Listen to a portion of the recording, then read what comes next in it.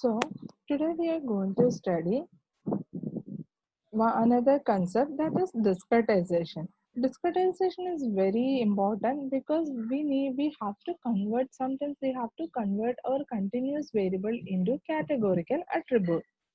So many different methods are there. So here we are going to explain two widely used unsupervised discretization methods only. Because here we are not training anything, we are simply giving the instructions. That's why it is coming as unsupervised discretization method. We are not training our system with any data or anything. Simply we are specifying how many bins we want, and what is the so different methods. So sometimes we can discretize based on the equal frequency bins and all these things we can do. So from the data, any data you can take. So here I am taking clump thickness, and from that cancer data set only. So first method is we are just using dot histogram function. So data, we have to mention which attribute you have to divide, by using which one you have to create the histogram. Then you have to mention how many bins are there. Next is, after making the bins, you can find out how many count in each category. For example, so from this one you can find out the frequency and everything. So here we are not, so we are keeping sort equal to false, so automatically we are getting 1 2 like that, all the bins and the corresponding counts we are getting. Next method means, here what we are doing, another methods, equal width method. So another function means, here we are specifically we are telling all these bins should be equal width only, and the same thing you have to find out the count also. For this one, equal with discretization, you have to use cut function from the pandas only. So for that, pd dot cut, then you have to mention which feature you have to use, comma, or how many bins you want. Next method means, from the same thing. So here you are putting one more condition. You have to divide into bins, but what is the condition? Each bin has nearly the same number of instances, not equal, but that will be almost near. Not too much of variation should not be there. So for that thing, from the pandas you can use q cut function you can use. That is a discretization. So always here we discussed only unsupervised discretization method only. This is needed when you have to convert the categorical continuous into categorical. For example, for the Bayesian classification, you have to convert the continuous values into discrete only. So in those cases, you can use this particular technique. Next one is label encoding, one hot encoding, and creating X and Y data, Y part for the training and testing data. First thing is, we are taking for this label encoding, first we are taking the iris data set only, and we can check the iris data different.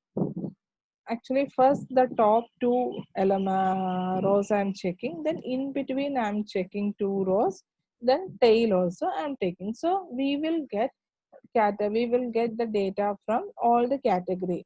Satsova, Virginica, and versicolor we will get. Next is, we have to do the label encoding. So label encoding and one hot encoding. For that thing, I'm using encode underscore text underscore dummy function. Here I'm having, and another function is encode text underscore index. So first we can check what is this, how we are, what is the output of this encode underscore text underscore index. Then we can check how it is going, how it is working. So the same thing, I'm just calling this species from this iris data set. That particular column I'm taking and giving into this encode text underscore index. What we are getting, the species values are replaced by, instead of the string values, it is replaced by numerical values 0, 1, 0, 1 and 2. So you are converting the data, actually the strings, into numerical type. How we are achieving that thing? So you have to call pre-processing. You are calling label encoder. You are calling. So from where we will get this label encoder?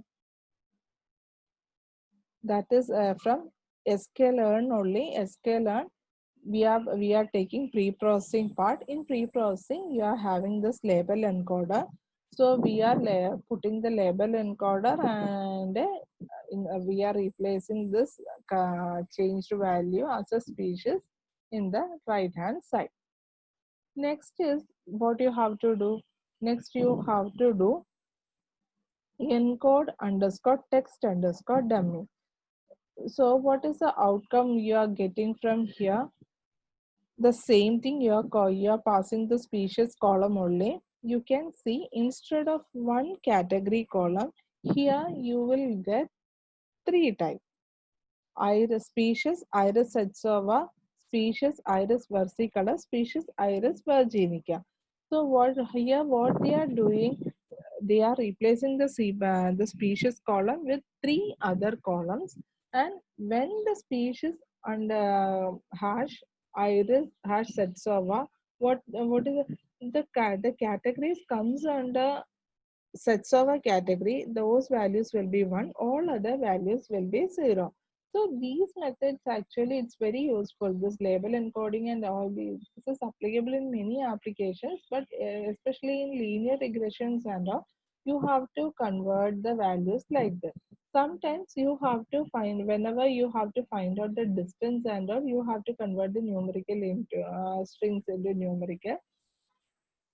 It's not only for the for the last class value, you can apply this one for any attribute also. Whenever you have to convert a categorical value in the numerical one, categorical means especially a string value into a numerical one, you can use this label encoding method.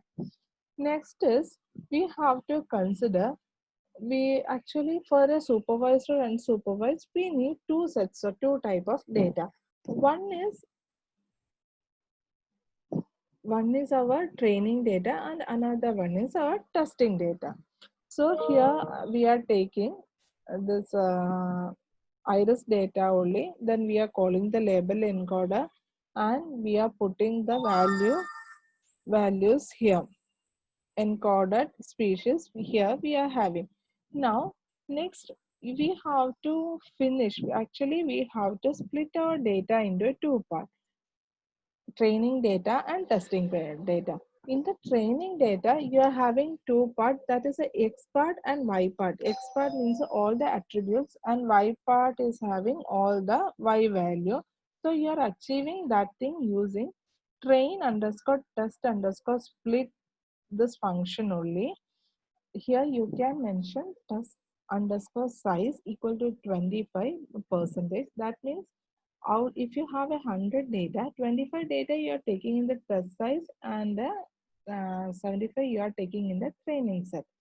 And whenever, what is the meaning of this random state equal to 42? Whenever you are putting the same random state, you will get the same set of data in the training set and another set in the training testing set. So if you are using the same random state again and again, you will get one bundle in the training set and another bundle in the testing set.